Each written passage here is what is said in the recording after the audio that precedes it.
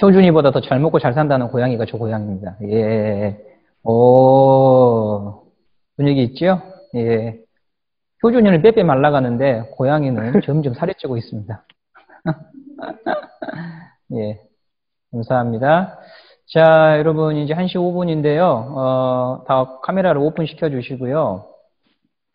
우리 먼저 두영이 기도로 함께 오늘 2020년 8월 23일 예배를 시작하도록 하겠습니다. 우리 임두영 형제 기도해 주시겠습니다. 하면 되네요. 기도드리겠습니다. 하나님 아버지, 오늘 또 이 자리에 오셔서 예배드릴 수 있게 해주셔서 감사합니다. 지금은 이제 온라인 예배를 해가지고 만날 수는 없지만 이제 얼른 사태가 빨리 끝나서 웃으면서 이제 같이 예배드릴 수 있게 해주세요.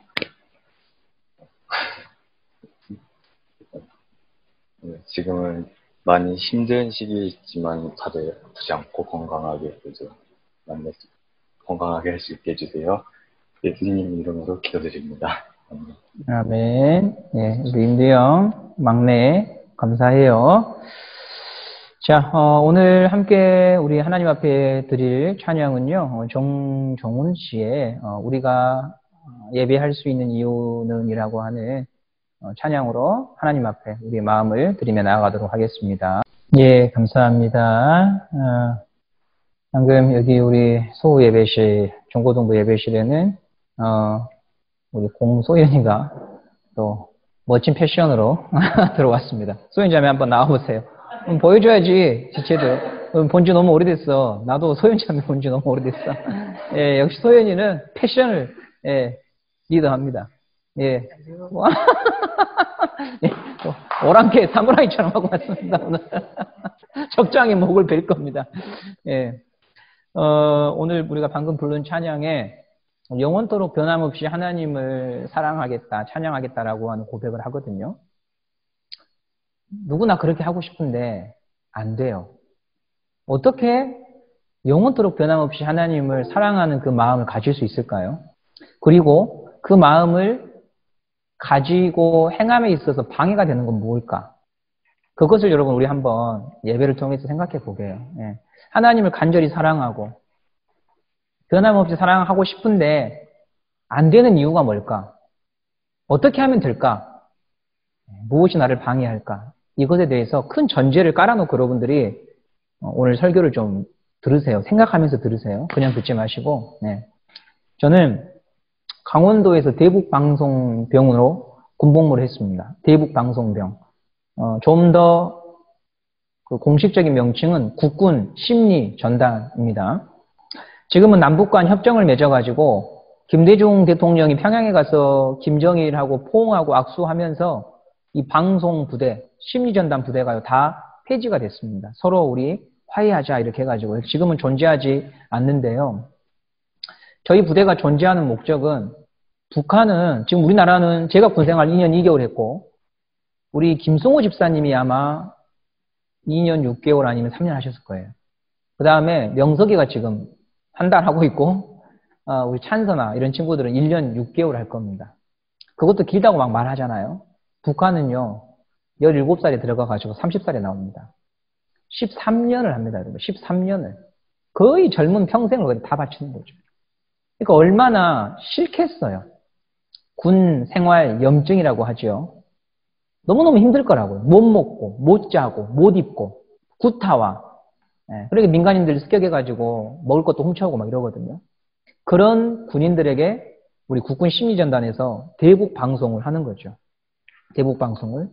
그렇게 해서 이 남한 군대와 남한의 삶을 선전하고 이걸 통해서 북한 군인들의 사기를 떨어뜨리고 월남하도록 유도하는 거예요. 월남하도록. 네. 여기서 살면 우리 죽겠다. 저 남한으로 가면 살 수 있겠구나. 이런 것들을 심리전을 발휘해서 넘어오도록 만드는 것이 저희 부대의 임무였습니다. 북한에서도 남한 방송이 북한 군인에게 들리지 않도록 대남 방송을 하거든요. 대남 방송을. 제가 사진을 우리 대북 방송 장비 사진을 2장 준비했는데요. 예, 위에 있는 게 저희 스피커고요. 저희 스피커고 밑에 있는 게 저희 방송실 내부 모습입니다. 물론 근무할 때 여러분 저렇게 완전 군장으로 이렇게 하지 않아요. 하이바도 벗고 여기 험백이나 창고도 벗고 그냥 편안하게 근무하는데요. 우리가 대북 방송하는 지점에 북한도 대남 방송하는 장비를 똑같이 두고 있어요. 그러니까 서로 크게 막 말싸움하는 거죠. 근데 북한 장비는 워낙 후져가지고 우리 남한의 방송 장비를 커버하지 못해요. 그냥 소리가 다 들어갑니다. 아무리 북한에서 크게 틀어놔도요. 방송병은 보통 지금 밑에 있는 사진 보시면 제가 방송실인데 2명이서 근무를 합니다. 사수하고 부사수가 근무를 하거든요. 야간 근무가 좀 편안하면서도 힘든데 야간 근무가 뭐가 힘드냐면 새벽 한 4시경부터 굉장히 피곤이 몰려오거든요.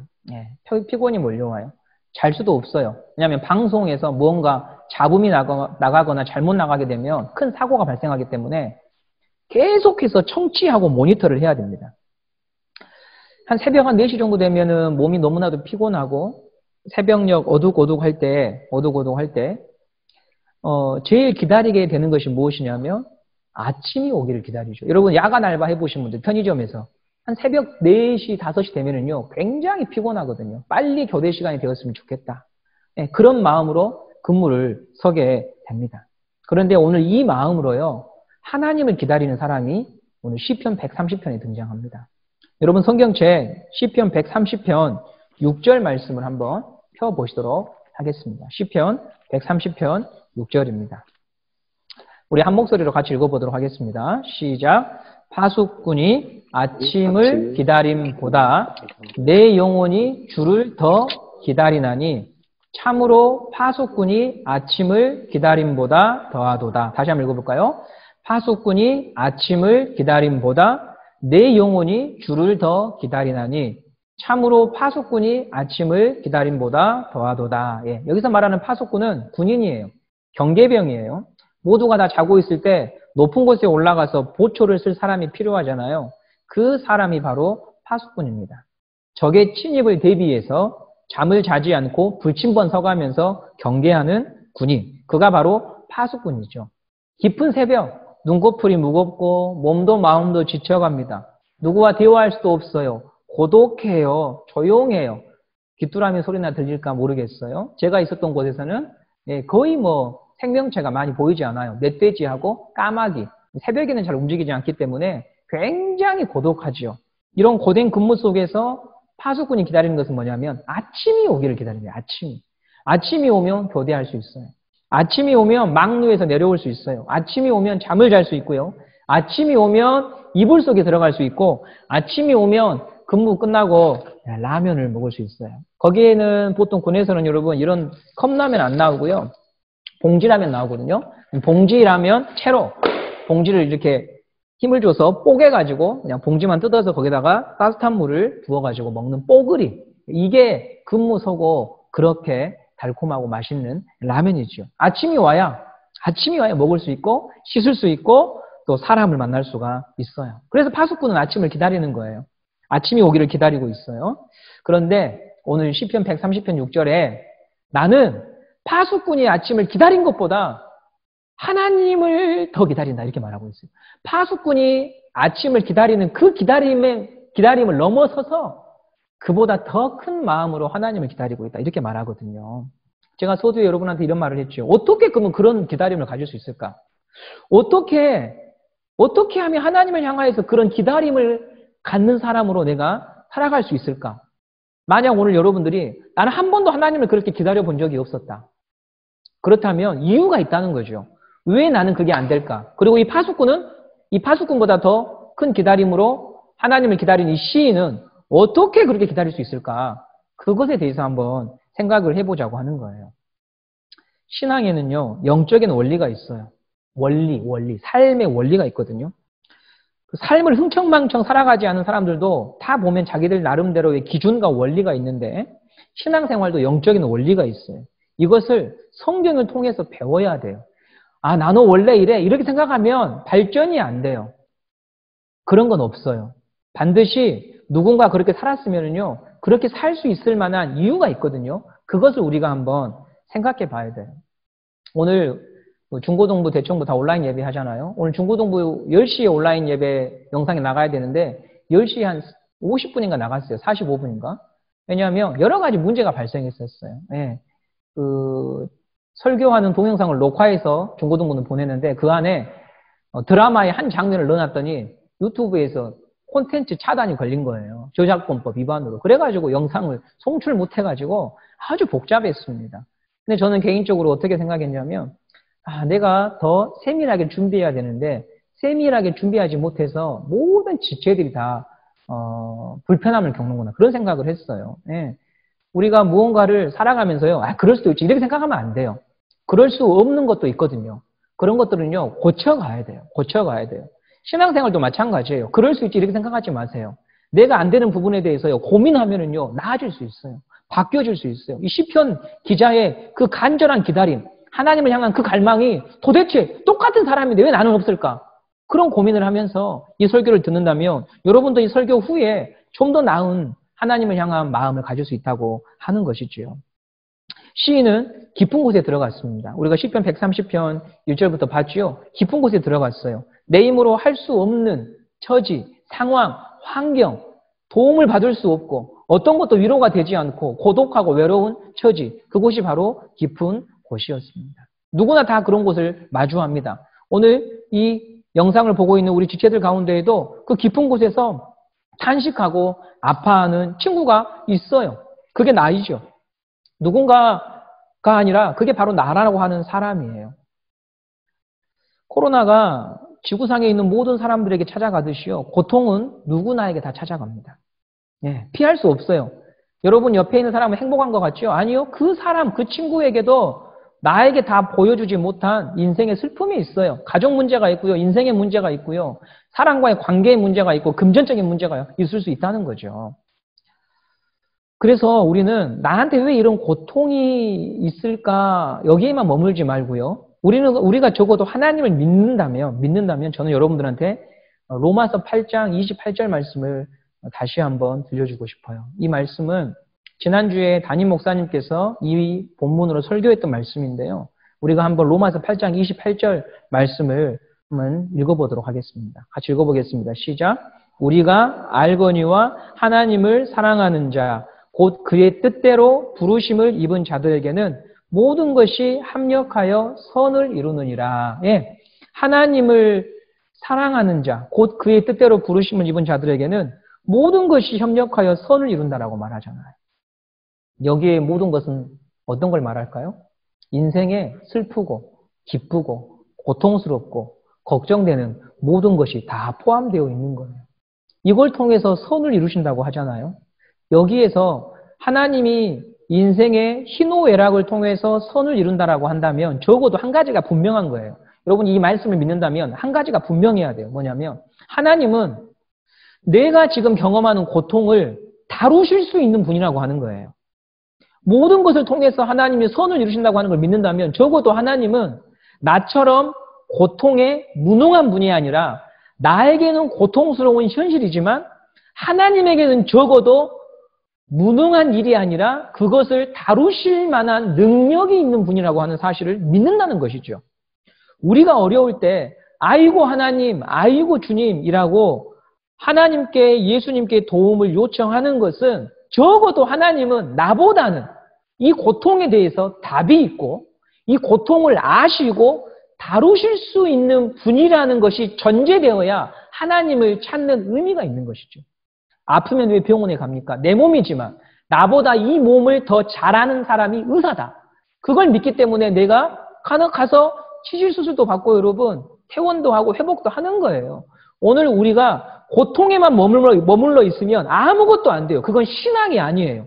이 고통에 대해서 아시는 하나님, 나는 그 하나님을 만나야겠다. 이 자리로 가야 된다고 하는 것이죠. 여러분 오늘 이 말씀을 믿으시기 바랍니다. 모든 것을 협력하여 선을 이루신 하나님은 고통에 대해서 무능한 분이 아니라 고통에 대해서 다루실 수 있는 분이라고 하는 것을 여러분들이 믿어야 오늘 예배에 승리하는 승리자가 될 수가 있다고 하는 것이죠. 이 진리만 평생 믿고 살아도요, 믿음의 길을 갈 수 있어요. 구렁텅이에서 빠져나올 수 있어요. 인생을 스스로 목숨 끊는 자리에서도 다시 나아올 수 있는 희망이 여기에 있는 것입니다. 여러분 이 사실을 믿기 바라요. 지난주에 우리 예배 마치고 벽오동에 화순 벽오동에 식사하러 갔잖아요. 그때 지난주 처음 등록한 우리 예지라고 하는 친구가 제 옆에 앉았거든요. 제 옆에 우성이가 앉아있고 그 옆에 예지가 앉아있었는데요. 부장 집사님께서 이렇게 물으셨어요. 예지한테. 예지야 너 그 비엔나에서 유학할 때 외롭지 않았어? 라고 딱 물었거든요. 그러면 여러분 우리가 보통 이런 질문을 받으면 어떤 대답을 하냐면 한인들이 많아서 괜찮아요. 뭐 그러나거나 저는 뭐 혼자 있는 것을 좋아해요. 뭐 좀 외롭기는 했어요. 이게 보통 우리가 그런 질문에 대답하는 답변이거든요. 근데 제가 깜짝 놀란 게 뭐였냐면 예지가 뭐라고 말을 했냐면요. 하나님이 함께 하셔서 괜찮았어요. 이렇게 말을 하는 거예요.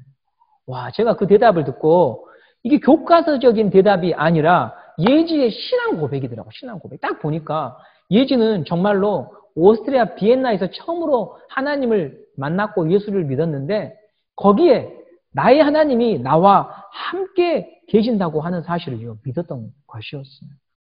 여러분은 하나님이 바로 나와 함께 계시고 모든 것이 가능하신 분이라고 하는 이 사실을 내가 믿는가? 이걸 여러분 한번 점검해 보셔요. 많은 친구들이 목회자인 저한테 이런 질문을 많이 물어요. 목사님, 하나님의 뜻이 뭐예요? 이건 굉장히 많이 묻거든요. 근데 그 뜻을 묻기 이전에 여러분들이 하나님을 믿었으면 좋겠어요. 하나님을 믿었으면 좋겠어요. 하나님이 나의 고통을 다루실 수 있는 분이라고 하는 것을 믿으면 여러분, 내가 어떤 환경에 부딪혀도 실망하거나 낭망하거나 절망으로만 계속 가지 않을 수 있고 다시 올라올 수 있는 길이 있다고 하는 거예요. 오늘 여러분에게 로마서 8장 28절의 말씀이 여러분의 가슴에 새겨졌으면 좋겠습니다. 특별히 이 코로나로 인해서 우리는요, 내일을 잘 몰라요. 어떻게 될지 몰라요. 다음 주에 우리 태양이 학교 갈 거라고 생각했어요. 여러분도 학교 갈 거라고 생각을 했어요. 그런데 여러분 어떻게 됐습니까? 또 3주간 학교를 못 가는 상황이 벌어졌어요. 우리 인생의 계획이 여러분 이런 거예요. 아무리 계획을 짜놔도 내가 그것을 성취해낼 수 없는 거예요. 하나님이 이 모든 것을 다루실 수 있는 분이라고 하는 걸 믿어야 인생이 불안하지 않을 수 있는 것이죠. 오늘 여러분의 마음에 모든 것을 합력하여 선을 이루어 주시는 하나님. 만약에 모든 것을 합력하여 그것을 통해서 악을 이루시는 하나님이라고 생각을 해보세요. 얼마나 불안한 것입니까? 모든 것을 통하여 선을 이루시는 하나님이기 때문에 우리가 그 하나님을 예배하고 사랑할 수 있는 것이죠. 자, 그리고 여러분, 이제 두 번째로, 우리가 시인이 기다렸던 그 간절함으로 나는 하나님을 어떻게 기다릴 수 있을까? 왜 나에게는 그런 마음이 없을까? 이거에 대해서 우리가 질문했잖아요. 하나님을 진실로 믿는 사람하고요. 하나님은 진실로 믿지 않는 사람하고는요. 차이가 있는데 어떤 차이가 있냐면 여러분 이걸 한번 곰곰이 생각해 보세요. 하나님을 진실하게 믿는 사람하고 믿지 않는 사람은 어떤 차이가 있냐면 하나님을 진실하게 믿지 않는 사람은 하나님처럼 여기는 대상이 여러 가지가 있습니다. 하나님처럼 여기는 대상이 여러 가지가 있다는 거예요. 자, 이제 이야기를 풀어가 볼게요. 제가 우리 아내 모란이를 사랑한다고 할 때 모란이를 사랑한다고 매일마다 말해요. 모란아, 난 널 사랑해. 그렇게 말해놓고 모란이에게 반지도 사주고 꽃도 선물해요. 그런데 그런 여인이 제가 그렇게 해주는 여인이 또 하나 있다라고 말하면 여러분 그건 사랑이라고 말할 수 있을까요? 사랑이라고 말할 수 없어요. 여러분 이걸 지금 여러분의 신앙에 그대로 대입해 봐야 돼요. 하나님처럼 여기는 대상이 또 있으면 절대로 이 시인이 고백한 사랑이 안 됩니다. 하나님을 믿습니다라고 말할 때에 그 조건은 뭐냐면 이 시인처럼 하나님을 사랑할 수 있는 조건은 뭐냐면 유일성입니다. 대상의 유일성, 한 분이어야 돼요. 이게 바른 믿음이에요. 오늘 여러분 이 부분에 대해서 깊이 생각해 보십시오. 여러분이 수년째 교회를 다녀도 이 시인처럼 하나님을 향한 간절한 기다림이 없다고 하는 것은요. 목회자가 설교를 못해서가 아니에요. 공동체가 병들어서가 아니에요. 여러분의 마음에 하나님처럼 여기는 또 다른 사람이나 물질이나 명예나 야망이나 꿈이 있으면 절대로 시인과 같은 마음을 가질 수가 없습니다. 제2의 모라니가 있고 제3의 모라니가 있으면 저의 모라니한테 저는 정직한 사랑을 할 수 없다는 거죠. 그러므로 내가 하나님을 사랑한다고 말할 때 첫 번째 조건은 뭐냐면요. 대상의 유일성이에요. 그분만 사랑하는 것이죠. 그래서 성경에는 여러분 이 말씀이 반복적으로 나와 있는데요. 신명기 6장에서 모세가 이렇게 얘기합니다. 여러분도 많이 반복해서 들어봤던 말씀일 거예요. 근데 여러분 오늘 제가 여러분에게 설교한 이 말씀을 배경으로 깔고 이 말씀을 다시 한번 읽어보세요. 신명기 6장 5절에 이렇게 설교합니다. 우리 한번 읽어보도록 하겠습니다. 시작. 너는 마음을 다하고 뜻을 다하고 힘을 다하여 내 하나님 여호와를 사랑하라 라고 말하잖아요. 모세가 이스라엘 백성, 이 2세대거든요. 2세대. 1세대는 다 죽었어요. 불신앙으로. 2세대 사람들을 모아놓고 야, 너 하나님 사랑해. 이렇게 말하면 되잖아요. 근데 그렇게 말하지 않아요. 그렇게 간단하게 말하지 않고요. 반복적으로 얘기하고 있잖아요. 너는 마음을 다하고 뜻을 다하고 힘을 다해서 사랑하라고 말하고 있습니다. 강조하고 있습니다. 왜 그럴까요? 사람은요, 사랑한다고 말하지만 그 사랑하는 대상이 너무나 많아요. 그건 사랑이 아니라고 하는 거예요. 지금 하나님이 우리에게 요구하시는 사랑은요, 그 대상의 유일성이라고 하는 것이죠. 유일성. 모세가 지금 출애굽 2세대들에게 그 얘기를 하고 있어요. 너희들이 가나안 땅 들어가기 전에 이게 분명해야 된다라고 하는 거죠. 그 다음에 모세의 후계자가 누구냐면 여호수아입니다. 모세가 죽지요. 모세는 가나안 땅 못 들어가요. 죽어요. 여호수아가 들어갑니다. 여호수아가요, 가나안 땅 정복을 다 마쳐놓고 숨을 거두기 직전에 이스라엘 백성들을 모아놓고 여호수아 24장에서 이렇게 설교합니다. 여호수아 24장 14절 15절입니다. 한번 보겠습니다. 여호수아 24장 14절 15절입니다. 한번 띄워주시려 하면 여호수아 24절 25절입니까? 14절 15절이죠. 14절 15절. 자, 14절 15절 말씀 제가 읽어드릴게요. 여러분 성경책 한번 펴보세요. 여호수아서 24장 14절 15절에 그러므로 이제는 여호와를 경외하며 온전함과 진실함으로 그를 섬기라. 너희의 조상들이 강 저쪽과 애굽에서 섬기던 신들을 치워버리고 여호와만 섬기라. 이렇게 말하고 있어요. 여호수아 24장 14절에서요. 그리고 15절에서는 여호와를 섬기는 것이 너희에게 좋지 않게 보이거든 너희 조상들이 강 저쪽에서 섬기던 신들이든지 또는 너희가 거주하는 땅에 있는 아모리 족속의 신들이든지 너희가 섬길 자를 택하라. 오직 나와 내 집은 여호와를 섬기겠노라. 이렇게 말하고 있어요. 여호수아서 24장 14절 15절에서 24장 14절에서는 섬기던 신들을 치워버리고 여호와만 섬기라. 이렇게 말하잖아요. 여호와만 섬기라. 이 말이 무슨 말이냐면 가나안 땅 정복에서 들어갔을 때에도 이스라엘 백성들은요. 하나님처럼 여기는 대상들이 여러 개 있었다는 거죠. 여호수아가 그건 사랑이 아니라고 말하는 거예요. 하나님만 섬겨야 된다. 치우고. 그렇게 말하잖아요. 자, 우리가 이제 사사시대를 볼 텐데, 또 사사시대에서도요, 사무엘이 또 똑같은 말씀을 하거든요. 제가 그걸 잠깐 볼 텐데, 먼저 여러분 사사시대는요, 어떤 시대냐면, 요즘 정광훈 씨 때문에 나라가 안팎으로 시끄럽잖아요. 제가 목사라는 타이틀을 빼겠습니다. 정광훈 씨 때문에 나라가 안팎으로 어려워요. 저는 이 타종교보다 이슬람보다 더 위험한 게 이런 유사 기독교라고 생각을 합니다. 저는 이걸 기독교라고 말하고 싶지 않아요. 유사 기독교예요, 이건. 이건 기독교를 참칭하는 것이지 기독교는 절대 이렇지 않아요. 근데 이 코로나로 인하여서 우리가 너무나도 지금 혼란스러운 시대를 살고 있지만 하나님이 두 가지 우리에게 선한 일을 하고 계십니다. 첫 번째, 코로나로 인해서 여러분 하나님이 지금 무슨 일을 하시냐면 이 사사기 같은 시대에 신천지가 온 천지에 드러났어요. 한국에 800만의 성도가 있어도 30만 되는 신천지를 감당을 못해요. 왜? 다 개교회주의니까. 감당 못해요. 근데 여러분 어떻게 합니까? 하나님이 코로나로 여러분 신천지가 온 세상에 4,500만 국민들한테요. 다 까발려지게 한 거예요. 이만희 여러분 구속 못 시키죠. 어떻게 구속시켜요? 하나님께서 코로나에 대한 방역 대응을 저항하는 것에 대해서 법으로서 심판하게 하셔가지고 구속돼 있잖아요. 지금 나이가 90세 되거든요. 조만간 죽게 돼 있어요. 하나님께서 코로나를 통하여 가지고 이 이단 신천지에 대한 끝을 보게 하시는 거예요. 저는 신천지 지금 요즘 상담사 교육 받고 있잖아요. 다 신천지 전문가들이 와서 교육하거든요. 엄청난 이탈자들이 생각나고, 이탈자들이. 왜냐하면 이만희가 구속된다고 하는 게 성경에 안 나와 있거든요. 어떻게 풀어낼 수가 없는 거예요. 그러니까 이탈자들이 발생하는 거예요. 네. 그 다음에 아직 내가 신천지에서 공부받고 있다고 생각하지 못한 채 공부하고 있던 사람들 있잖아요. 젊은 친구들이. 아, 내가 신천지에 있었구나. 알고 나오는 거예요. 지금 그런 일이 벌어지고 있어요. 하나님께서 하신 일이죠. 코로나를 통해서. 두 번째, 정광훈 씨와 그 집단들이 온 천지에 딱 드러나잖아요. 기독교가 다 기독교가 아니구나. 기독교가 다 기독교가 아니고 목사가 다 목사가 아니고 이런 유사 기독교가 있구나. 이런 병든 기독교가 있구나. 이것을 여러분 세상 가운데 다 하나님이 까발리고 있는 거예요. 저는 하나님이 코로나를 통해서 우리에게 그걸 가르쳐주고 있다고 생각해요. 왜 정광훈 집단이 정통 기독교가 아니냐. 상식이 없잖아요. 법을 준수하지 않아요. 국민 전체를 위험에 빠뜨리고 있어요. 신천지들처럼 자기의 주장들을 합법화하기 위해서 거짓말 하잖아요. 신천지들 거짓말 하잖아요. 여러분. 모략이라고 하는 이름으로 거짓말 하잖아요. 이 정광훈 씨 거짓말하고 있잖아요.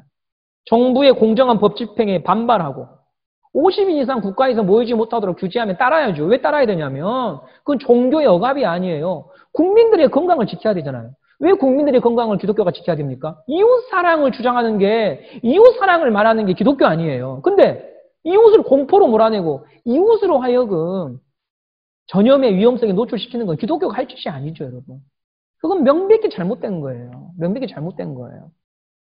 이건 하나님이 정대로 용납하지 않는 거예요. 이 사랑제일교회는 이름은 사랑을 제일이라고 해놨잖아요. 이름은 사랑을 제일이라고 해놨는데 그건 그들이 지금 주장하는 것은 사랑이 제일이 아니에요. 이념이에요. 이념. 고집이에요. 비성경적인 것들을 주장하고 있어요. 이렇게 혼란스럽게 살던 시대가 바로 사사시대였고 그 사사시대에 살았던 한 사람이 우리가 작년부터 계속 보아왔던 본문 사무엘이 그 시대를 살았잖아요. 그 사무엘이 하나님 말씀으로 백성들을 가르치고요.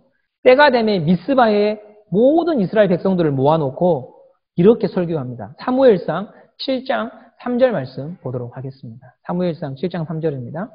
사무엘이 우리 같이 한번 읽어볼까요? 시작.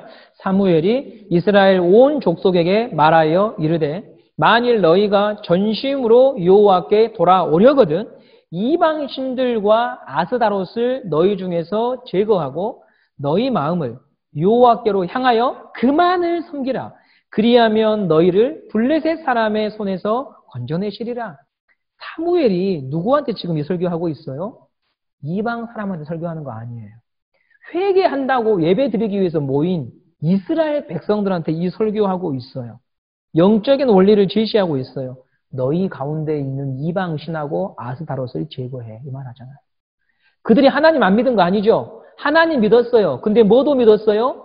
이방 신도 믿고 나를 성공으로 데려다 줄 아스다롯 신도 믿었다고 하는 거예요. 이것을 제거해야 하나님께 돌아오는 거라고 말하잖아요. 너희가 전심으로 여호와께 돌아오려거든 이방 신과 아스다롯을 제거해야 된다. 그래야 하나님께 돌아오는 것이다. 이 말을 하고 있잖아요. 여기에 우리가 오늘 마음 깊이 내 마음을 점검해야 될 인생의 영적 교훈이 있는 거예요. 하나님 사랑하냐 물어보면 다 사랑한다고 말해요. 그런데 사무엘이 말하는 거예요. 하나님만큼 사랑하는 거 하나도 없냐라고 묻고 있는 거죠.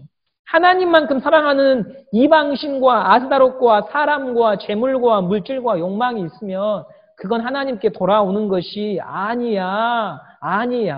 그걸 정리해야 돼. 그래야 너가 하나님을 사랑하는 거야. 지금부터 3000년 전의 얘기가 사사시대인데요. 그때나 지금이나 사람은 동일한 거예요. 똑같은 거예요. 죄인이에요. 하나님만 사랑하는 것을 사람들이 싫어하는 것이지요. 그게 죄성이란 말입니다. 하나님을 사랑하냐고 물어보면 사랑하지 않는다고 말하는 사람들은 많이 없어요. 근데 하나님만 사랑하냐고 물어보면 사람들은 방황하기 시작합니다. 하나님은 그런 사랑으로 그런 사랑을 용납하지 못하겠다고 하는 거죠. 여호와께 돌아가는 것은요. 하나님처럼 여기는 다른 대상들을 정리하는 거예요. 두 살림을 하는 남자가 본처의 집에 매일마다 들어간다고 해서 사랑하는 게 아니에요. 나머지 살림을 정리하고 돌아가야 그 여자를 사랑하는 거죠.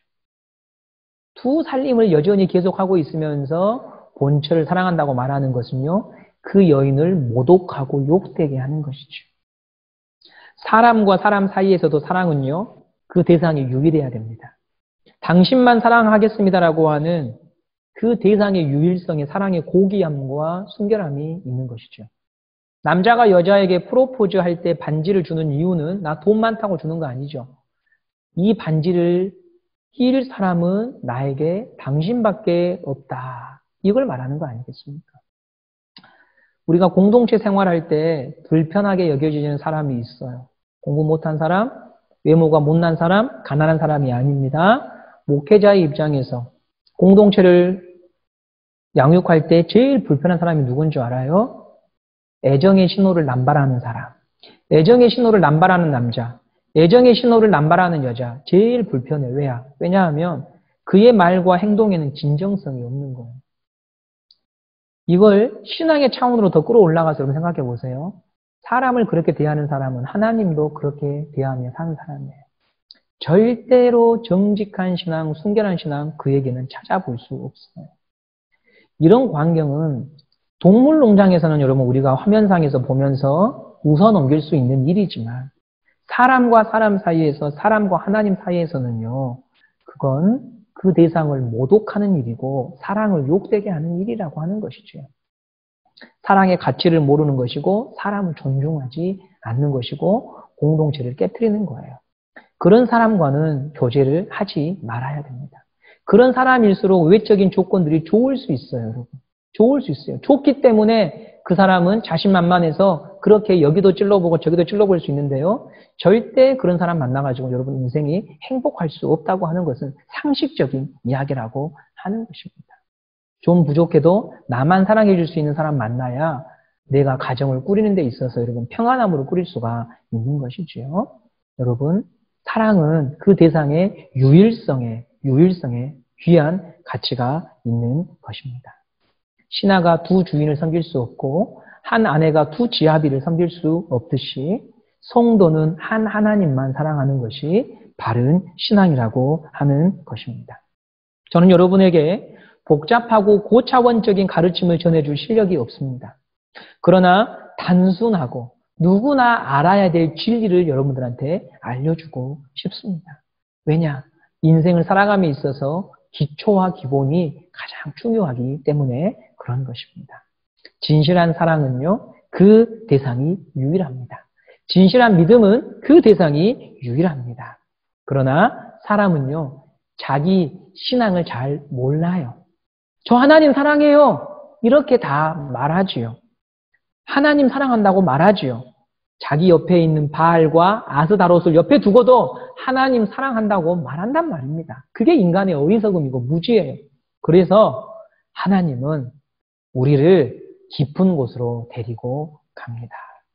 하나님처럼 여기는 대상이 있다고 하는 것을 그 깊은 곳에서 볼 수 있게 하시는 것입니다. 깊은 곳에서 이것저것 다 의지해 보거든요. 이것저것 다 붙잡아 보거든요. 그걸 통해서 내가 하나님을 사랑한다고 생각했는데 실은 하나님만 사랑한 사람이 아니었고 될 수 있는 대로 이것저것 다 취하면서 살았던 자였음을 보게 되는 것이죠.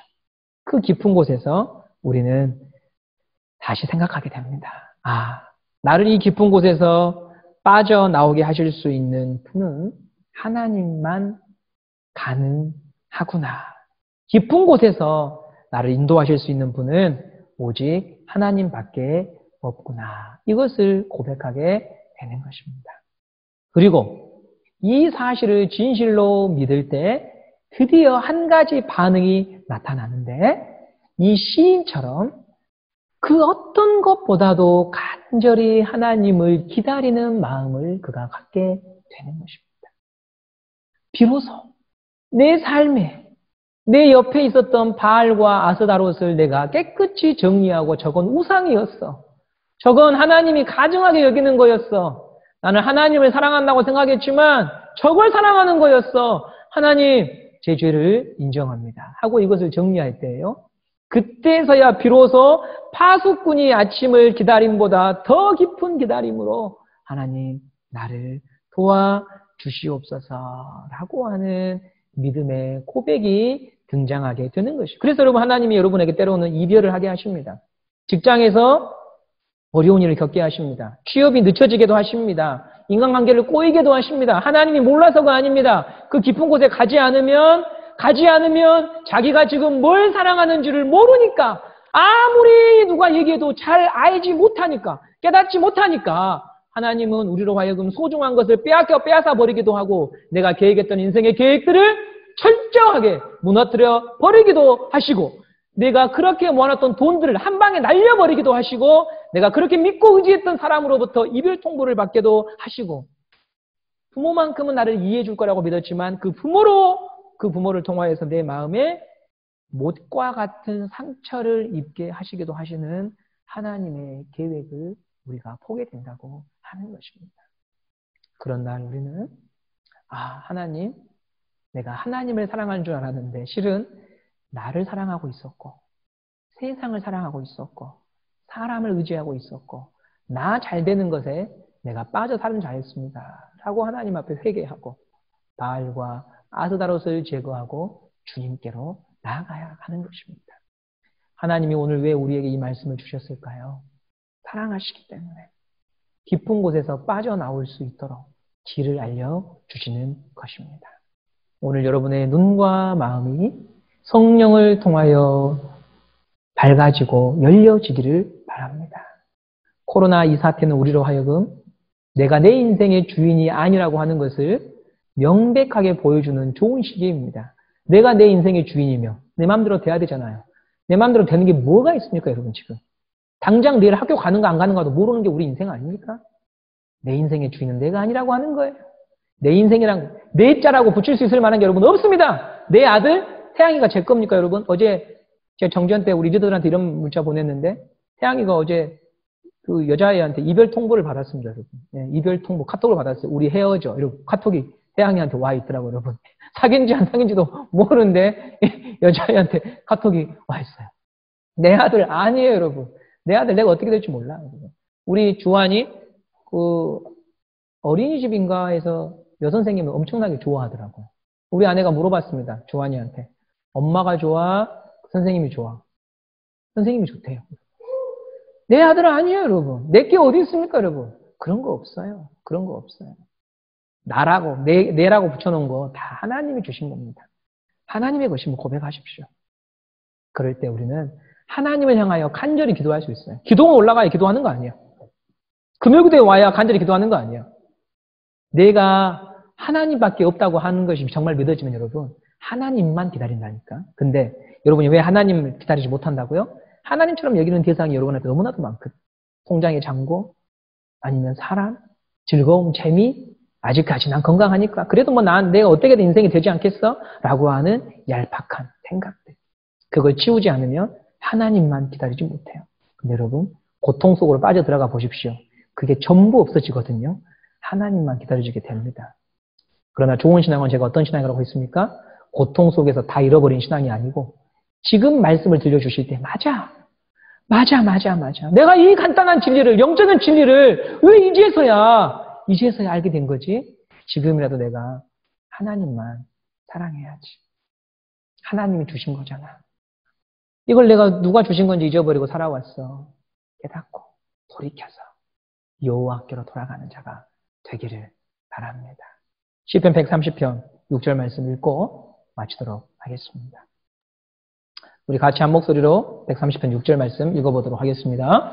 파수꾼이 아침을 기다림보다 내 영혼이 주를 더 기다리나니 참으로 파수꾼이 아침을 기다림보다 더하도다. 아멘. 파수꾼이 아침을 기다림보다 더한 믿음, 그것은 특별한 사람만이 갖는 믿음이 아니라 하나님만 사랑하는 사람이면 누구나 가질 수 있는 믿음이라고 하는 것.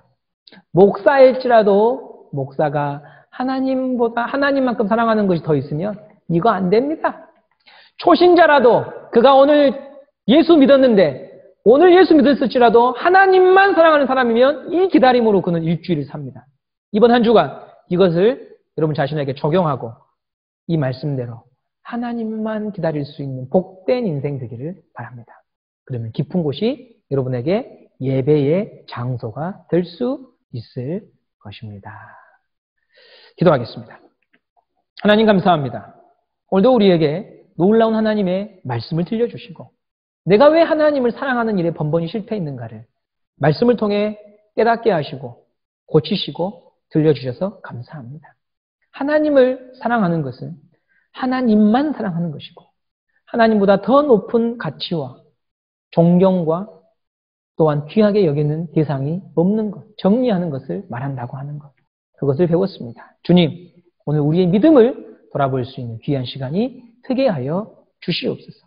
바알과 아스타롯을 옆에 두고서 두 살림, 세 살림 하고서도 사랑을 고백하는 어리석은 자, 사랑을 못 오가는 자, 하나님 얼굴에 침을 뱉는 인생 되지 않고 정말 주님밖에 없다고 하는 것을 깨닫고 주님만 예배하는 하나님의 자녀들 다 되게 하여 주시옵소서. 이 모든 말씀 우리 주 예수 그리스도 이름으로 기도드립니다. 아멘. 우리 박온유 자매 광고 해주실 텐데요. 여러분 광고 짧게 줄 테니까요. 잘 들어주세요. 네, 시작해 주세요. 네, 코로나19 감염이 계속되고 있습니다. 안타까운 것은 교회가 전파의 중심에 서 있다는 것에서 탄식을 금할 수 없는데 하나님께 도움을 구함과 동시에 정부의 방역 지침에 잘 협조하는 교회와 성도가 되기를 바랍니다.